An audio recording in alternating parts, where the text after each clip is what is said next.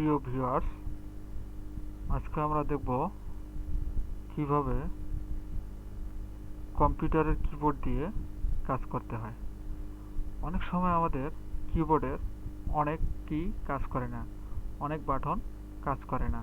সেক্ষেত্রে আমাদের লেখালেখির ক্ষেত্রে অনেক সমস্যা সৃষ্টি হয়। তো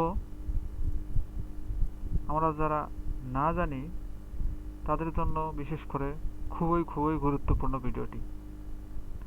তো ভিডিওটা স্কিপ না করে সম্পূর্ণ ভিডিওটি দেখার জন্য বিশেষভাবে বলা হলো। তো কম্পিউটারের নিজস্ব একটি কিবোর্ড থাকে, যা আমরা অন স্ক্রিন কিবোর্ড নামে পরিচিত, সবাই জানি। তো আমরা সেই কিবোর্ডটি অন করে কীভাবে কাজ করে আমরা সেটি দেখে নেব। তো সেক্ষেত্রে প্রথমে আমাকে উইন্ডোজ অপশনে যাইতে হবে।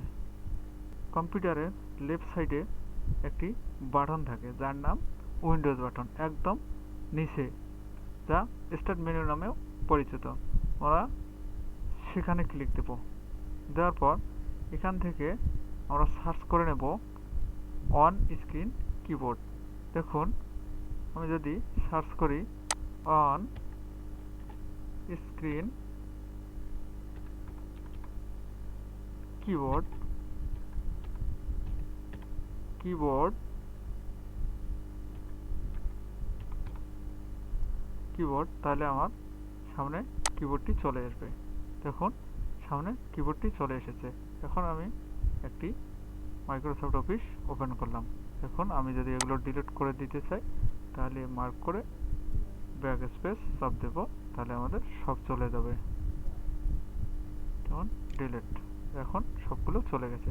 এখন যদি আমার কোনো বাটন কাজ না করে আমি এখান থেকে সব নিতে পারবো। এখন কত সুন্দরভাবে চলে এসেছে।